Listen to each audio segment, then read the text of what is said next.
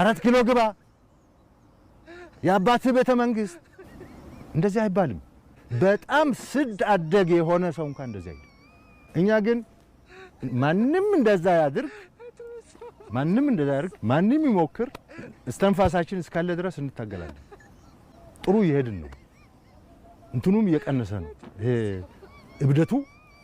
እብደቱም እየቀነሰ ነው ምንድነው ይሄ ኮንፍሊክት ሜንታሊቲ የወረረው ማህበረሰብ ኢትዮጵያ ህዝብ ማሰብ መጀመር አለበት ቆይ እሺ ኃይለ ሥላሴ መጥፋው ነው ቀየርናቸው አይደለ ደርግ መጣ ፋታ አልሰጠነውም ቀየር ነው ኢህአዴግ መጣ ፋታ አልሰጠነውም ቀየር ነው አሁን ሌላ አዲስ መንግስት መጣ እንደውም 3 አመት ሳይሰራ የምን 3 አመት ገና በመጀመሪያው አመት ለመቀየር ሰራ ይሄን ከቀየር ፋኖ የሚባል ነገር ተነስቷል ፋኖ ጋር እኛ ጸብ የለንም ብያለሁ ከዚህ በፊት በሰጠው መግለጫ የገደለው ፋኖ ነው የገደለው ከፋኖ ጋር የሚሰራ ሽፍታ ምንድነው ከፋኖ ጋር ፋኖ ማለት እኮ አገሩን የሚከላከል አርበኛ ማለት ነው አርበኛ ማለት ነው ፋኖ በተፈጥሮ በተለምዶ እሱ ነው በዚህ ግርግር በመጠቀም ፋኖ ያደረሰው ጉዳት ከፍተኛ መከላከያ ሰራዊት የሚመታ ፋኖ ነው አይቻለም ሰምቼ ማላቅም በታሪክም አልተጻፈም ፋኖ ልዩ ኃይል ጨፍጭፏል መከላከያ ሰራዊት የሚመታ ጸረ ሰላም ኃይል ነው ጽንፈኛ ነው ከፋኖ ጋር የሚገናኝ አይደለም ሽፍታው ፋኖ ተደራይቶ ቆይቴ አንድ ስልክ መደወል ስላለብኝ ሄሎ እንዴት ነው ሰላም ነው አንድ ጥያቄ ምልህ እንዱኔ ጫት ቅሜ ስለማላቅ ብዬ ነው ቅሜ አላቅም ጫት እና የጫት ነገር ብጠይቅህ ይቻላል እሺ አንድ ቅሜ ስለምን ምልህ ሰው ከምርቃና በፊትና ከምርቃና በኋላ አንድ አይነት ነገር ሊናገር ይችላል አይችልም አይደል ከምርቃና በፊት የተናገረውን ከምርቃና በኋላ ይረሳዋል አረ እና ደንብ ነው በጫት አዎ ይቅርታ ስለማልቅ ኦኬ ታንክ ዩ እሺ እግዚአብሔር በጣም ሌላም ምክር ስፈልግ ደውላለሁ ታንክ ዩ እሺ ፋኖ ጋር እኛ ጸብ የለንም ብያለሁ ከዚህ በፊት በሰጠው መግለጫ የገደለው ፋኖ ነው የገደለው ከፋኖ ጋር የሚሰራ ሽፍታ ምንድነው ከፋኖ ጋር ፋኖ ማለት እኮ አገሩን የሚከላከል አርበኛ ማለት ነው አርበኛ ማለት ነው ፋኖ በተፈጥሮ በተለምዶ እሱ ነው በዚህ ግርግር በመጠቀም ፋኖ ያደረሰው ጉዳት ከፍተኛ መከላከያ ሰራዊት የሚመታ ፋኖ ነው አይቻለም ሰምቼ ማላቅም በታሪክም አልተጻፈም ፋኖ ልዩ ኃይል ጨፍጭፏል መከላከያ ሰራዊት ወይ ምርቃና ሲመረቅንና ሳይመረቅን የተናገረው ነው እንግዲህ የሰማችሁት አንዴ ያደርጋል አንዴ ይከሳል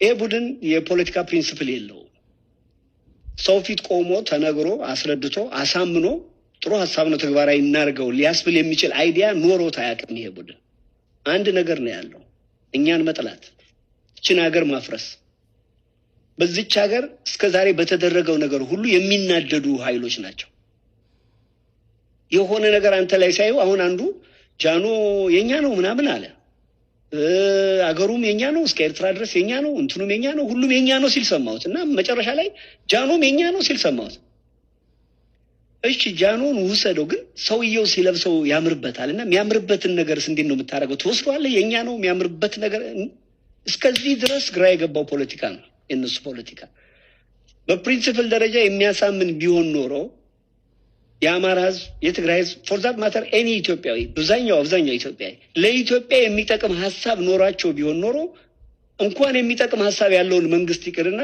እድሜ ልካችን ገዳይና ዲክታተር መንግስት ሆኖ ተሸክመን የምንኖረው ጀስት መንግስትና ሀገረ መንግስትና ዜግነት ኢትዮጵያዊነትን ስለምንወድ ብቻ አብረው መኖርን ስለምንወድ ብቻ ስንት ዲክታተሮች ስንት ደካሞች ተሸክመን ኖረናል ለምን ቢያንስ አንድ ሆነን እንድንኖር ይተጋሉ በውስጣችን ልዩነት እንዳይኖር ያደርጋሉ በዘር ምክንያት አንዱ አንዱን እንዳይንቀው አንዱ አንዱን እንዳይረግጠው ያደርጋሉ በተረፈ ግን በስልጣናቸው ከመጣ ምላስህን ይቆርጠዋል።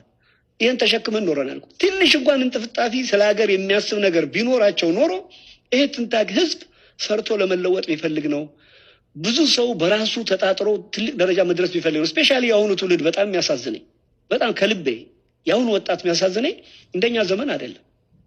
በእኛ ዘመን ሳትሰራ ለመኖር የሚያስችል ነገር ከተገኘ የመጀመሪያው ምርጫ እሱ ነበር። የአሁኑ ወጣት ክሬዲት ለመስጠት የማይፈነቅለው ነገር የለም። ሰርቶ ለማደር ስራ የሚንቅ ትውልድ አለ። ባጭር አማርኛ በእኛ ጊዜ ስራ ይናቃል፣ በእኛ እድሜ ስራ ይናቃል።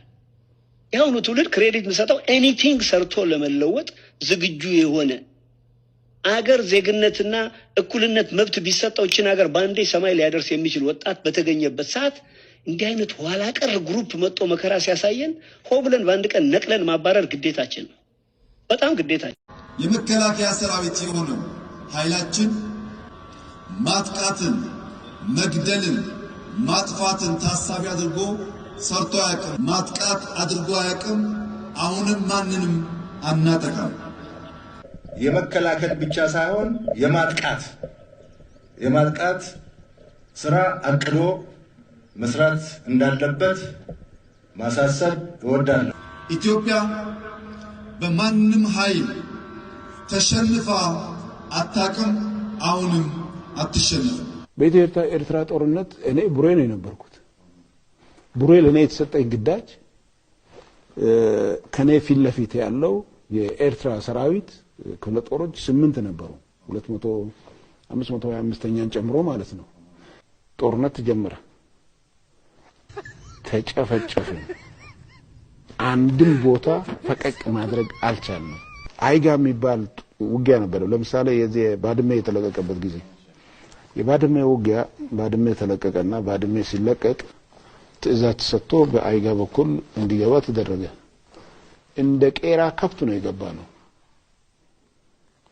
ታንኩን ለገበያ እንደሚሄድ በጎች ነው የነዳው።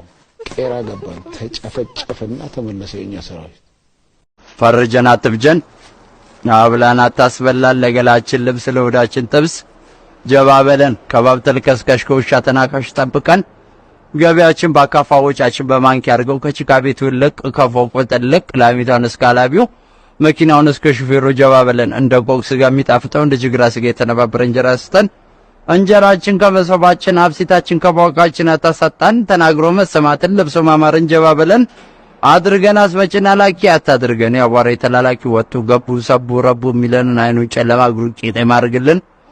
ወሎ ወጀድ ደጋጎቹ ወጀን ገስገስ የበራው ንጉስ አሞርዬ ኪሳችን ባዶ እንዳይሆን ጭልፍ ጭልፍልፍ አርገ ጀባ በለን።